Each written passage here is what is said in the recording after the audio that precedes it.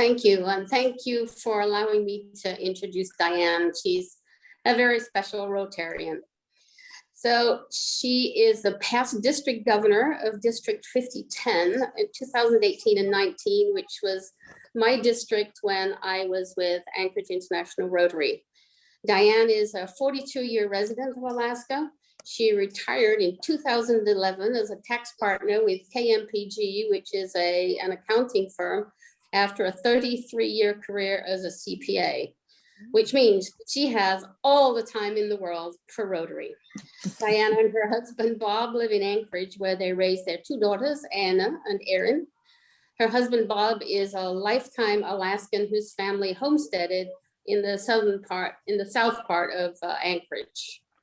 Diane joined the Anchorage Rotary Club in 1989, served as president in 2001, as district governor in 2019, and has served in many other club and district capacities.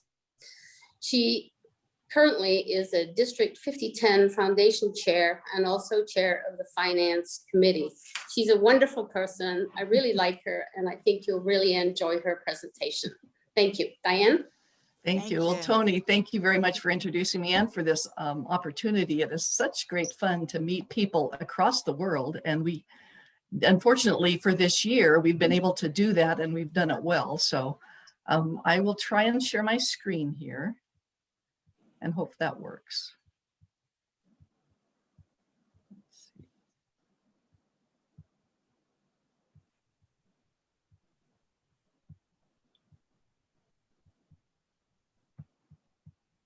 Okay, so does that, yeah, that's great.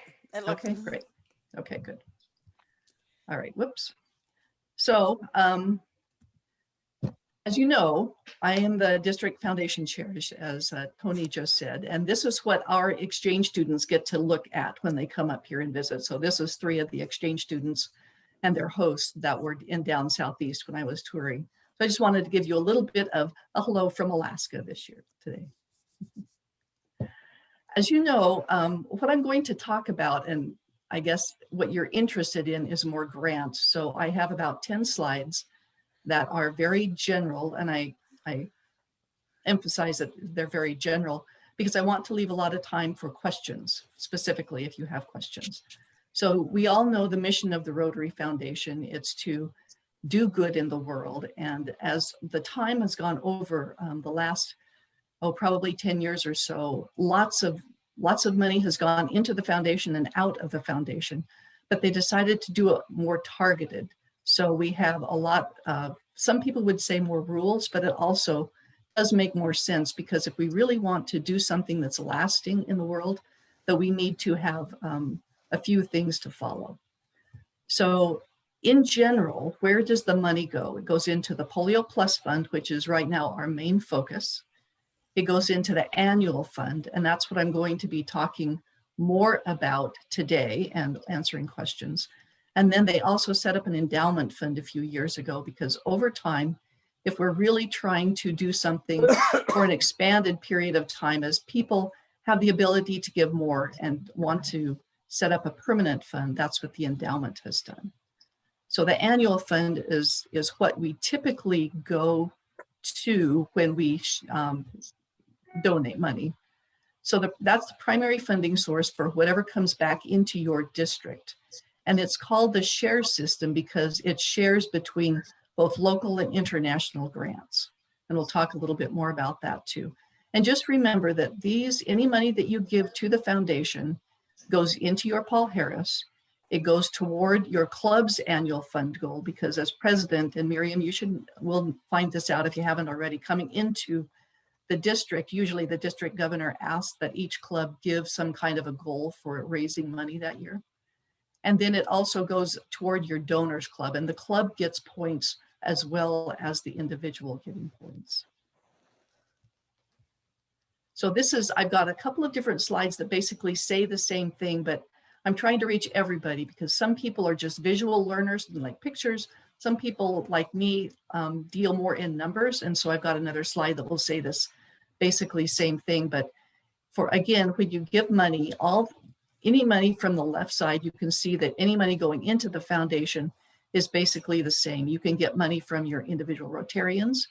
Clubs can give money to the foundation, or you can also ask some of your friends that maybe are not full Rotarians, but are friends of Rotary. They can always give to the foundation.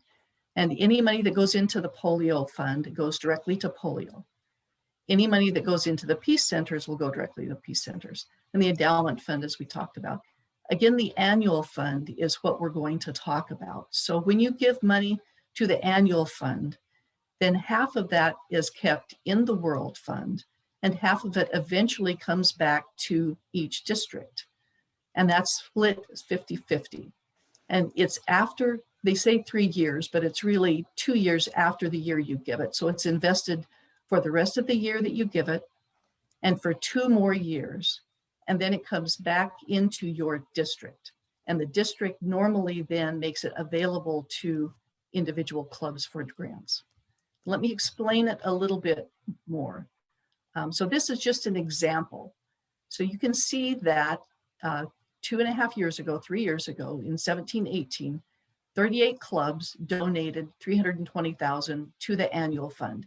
Now, again, this is above and beyond what they gave to either polio or the endowment fund. And so it gets invested up until July 1 of 2020. And so any of the investments mainly go to funding Rotary International's work, the paying for the salaries and the administrative expenses that it takes to run the fund, because there's a lot of money in the fund. We're up to almost over $2 billion. So if this 320 went in 17 and 18, then 1/2 of it at the beginning of July 20 goes into the World Fund. The other half goes to district. And I'll ask you a little bit to think about what you know about your district and what it does with the funds that comes in, because this isn't coming directly to the club, it's coming to the district. So that 160,000 or 1/2 of the donations come into the district, and a maximum of 1/2 of that half, or the 80,000, is what the district can use to match club projects for local district projects. So in this example, 80,000 is going to match whatever the clubs raise. And then the district, in this case, decided to give a little bit to polio, some to the Peace Center, and they're also going through the global grant process. So they've approved some for global grants, and they've set aside in their accounting 25,000 for the global grants that are currently in progress. And so that leaves out of this amount a little bit more. You can, if you didn't use up that 17,000, if the district didn't use it up, it can be carried forward, but the Rotary International, the foundation, really wants you to use that. They don't want you to carry it forward. So I'll let you think about that a little bit. We'll come back to this again. The areas of focus that right now we have, we just included to support the environment. So, you know, we've got all the education, literacy, child health, peace, disease, water and sanitation, and economic development. So those are the 7 areas of focus that Rotary focuses on. And you as a club don't have to do projects in that area, but if you do, then when you're looking to do public reporting or public image, trying to get support for your club in your community, it's easier if you can fall into the area of focus and do something consistent from year to year. Have a signature project maybe. So in the district grants, the grants that will fund clubs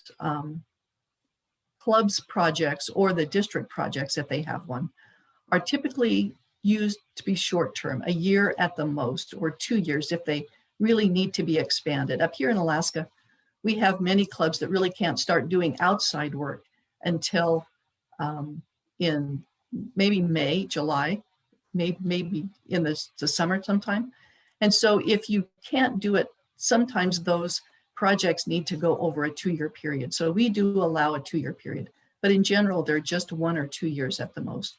And they're to be local. They can be used for international projects, but most of them are for local areas in your community. And we really anticipate that people will get Rotarians in active positions. When you do a project, we know that for membership, it's important for the members to be actively involved in your club. And it sounds like you guys are. I looked at your website and all the projects that you've done, and you've got a good group going there. So get the Rotarians involved more than just writing a check. If you just write a check and give it to somebody, that's great, but it doesn't involve your club members. Make sure that you know where the money is going. We just have good stewardship, and that's what Rotary is known for. And you obviously have different cultures down there, and we're all very aware of cultural sensitivity. So make sure that you're doing something the community needs, not just what you think the community needs. And if you can align it with the foundation's mission, that's great. Or if it's just a need in your community, that's fine too. And I won't go into global grants at this point in time. So let me stop. I know that was just a very, very brief overview, but let me stop and go back to find out what questions that you have, maybe that we can spend the rest of the time on. I have more slides if you're bored, but we can go through those.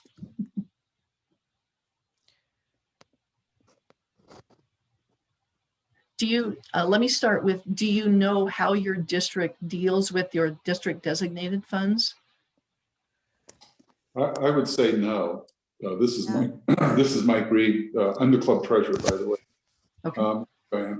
I would say no, and I think that we have. This is good information for us because I don't think anyone in the club is really fully aware of how this all works. We have some of our projects that are local that would probably benefit from this, but I think we also have a project that is in planning right now that would benefit from a larger grant. It is going to be a large multi-year project. It is a water purification. Actually, it's a wastewater treatment type of project for a very poor community near here that we do a lot of service for. And so, if you can give us just a brief overview of that as well before you finish the day, that would be helpful to us as well. I think generally we have not been very involved with the foundation, and we're trying to ramp that up right now. We're putting together some new guidelines that we're going to be using to try to ramp up our involvement with the foundation. So that's my take. Okay, and I do have some slides. Were you thinking, is that larger project the wastewater plant or treatment, whatever, will it be a global grant? Are you going to try and find a partner, an international partner, or would you do it within your district? I think we will have to find international partners. Most likely we'll be talking to U.S. clubs about getting involved with it. Sure. At the very least, and our district as well. Okay. And I've got a few slides on that. I'm happy to go through that. I just didn't know exactly what kind of grants you wanted to focus on. So does anybody else have more questions about the district fund? I guess, let me talk a little bit more so it really is important to have good connections with your district. So whoever your district governor is, they should have a foundation chair, my position in your area. Each district should have a foundation chair. And the foundation chair should know where your district designated funds amount stands. So if they've used all the money up, then you're starting from zero each year, and you look to 3 years ago, what was donated. And again, 1/2 of that will come back into the district, but it should be shared among the clubs. When we sit down with our foundation committee, district foundation committee, to look at the applications for the clubs typically come to us in March and April, and they put their applications together. And then the district committee sits down and decides, okay, we have this much in district designated funds. What are we going to use for club matching? And what are we going to put toward a global grant? So that's something the district should be going through, and you guys should have some say about that, or at least you should be knowledgeable about what they're meeting on. They should report to you periodically.